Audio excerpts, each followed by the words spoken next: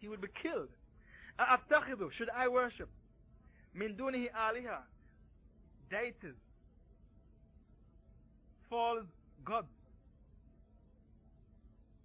إِن يُرِدِ الرَّحْمَنُ بِضُرٍّ, if Allah wants to destroy me, لا تغني عني شفاعتهم شيئا ولا ينقذون. If Allah wants to destroy me, these wooden stones that you worship cannot intercede for me, and they cannot defend me, they cannot save me. So Habib was telling the pagans who were gathered together to kill these three messengers that these wooden stones that you worship in Antakya, in Turkey, that's the city, if Allah wants to destroy me and I call upon them and to save me, they cannot save me, they cannot intercede for me, they cannot do nothing for me. Inni idhan lafi dalal mubin. If I worship these stones, I would be in manifest error.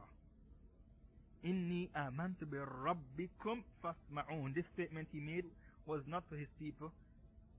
This statement he made, this last statement, was to the three messengers. Habib said, Inni amantu bi rabbikum fasma'un. Verily, I believe in your God, which you have invited me to, and I embrace it, your religion. The same God which you are inviting my people to. I believe in your God, you the three messengers. Fasma'un, therefore bear witness, be my witness in front of Allah on Judgment Day. Now what happened to Habib after he presented this wonderful argument? Such beautiful dawah. He came running with zeal and enthusiasm to save the messengers. He said to his people, follow them because they are guided and they're not asking you not even for a penny. No reward. Then he said, it is your fitrah to believe in one God, as well as my fitrah. Then he said, should I call upon false deities? If Allah wants to destroy me, they cannot intercede for me, much less to save me. Such beautiful words that he gave to his people. And his people saw the eyes came into the boy's head, and the other boy who was dead for 7 days, his people knew that this boy was resurrected from the dead by these three messengers. Did they believe in the dawah of the three messengers plus the dawah of Yasin, of Habib, his name was? No. They stoned him to death.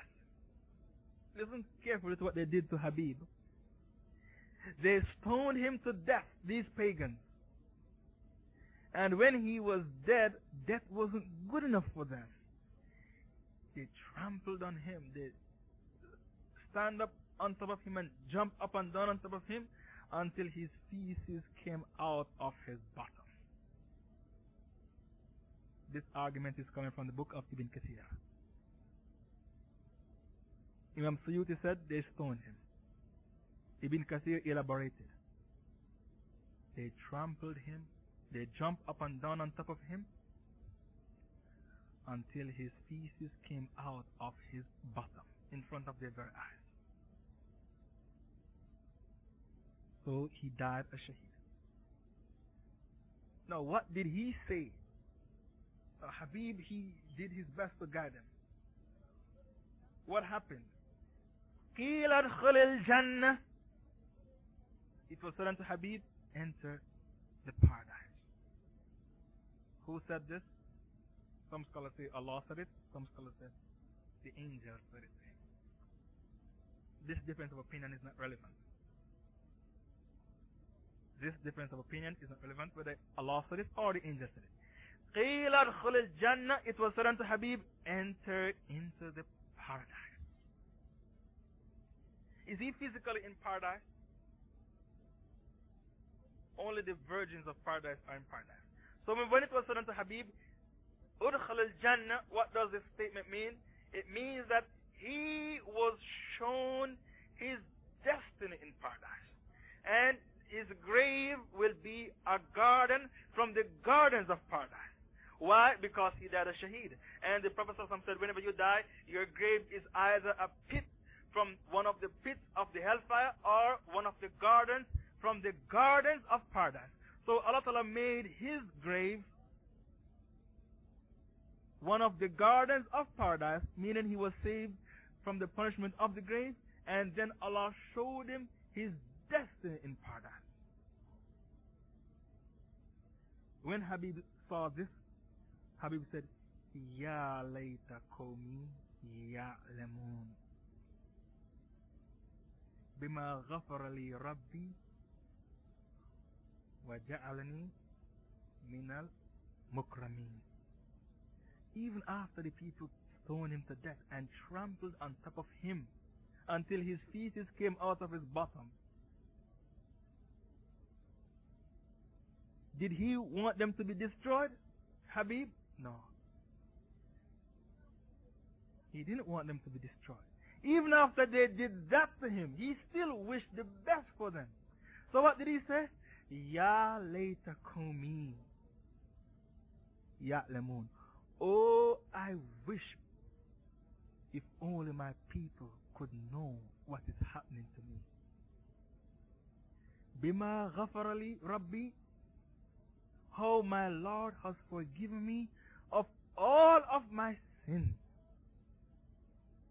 Wa ja'alani minal mukramin, and has made me among those who are noble in rank. So he used to be a leper, worshipping idols for 70 years. And then he found Islam. And he was destined to the hellfire with his idol worshipping. He found Islam, he humbled himself and embraced Islam. Then he invited his people to Islam. They rejected faith and they killed him. And in spite of them unleashing against him such terrible and dreadful persecution, if that was done to you, the first thing would come to your heart is revenge. So you would say, oh Allah, send all of them to the hellfire and kill them. That would occur to your mind. They stoned me to death. Then they trampled me until my feces came out of my intestine in front of them. Disgraced me like that. The first thing that would come to your mind is, oh Allah, kill all of them and send them to the hellfire to burn forever. That would be what you would be thinking. Maybe that would be your mentality. You would wish that for them. But Habib did not say this. After they killed him and they disgraced him, they stoned him to death, then trampled on top of him. When he was killed and Allah said, this is your destiny in paradise, and Allah forgave him of his sins and made him among those who are honored in ranks because he was a shaheed. The best shaheed is the one who spoke the truth in front of a tyrannical leader. And this king, it is said, he did not take his shahada. He and his people did not take his shahada, and he thought that the three messengers were coming to grab power from him. Am I speaking for 9 minutes? So Habib said, oh, I wish only my people could have seen what's happening to me for them to be guided. Oh, Allah has forgiven me of all my sins and made me among the noble ones. So he did not carry grudges.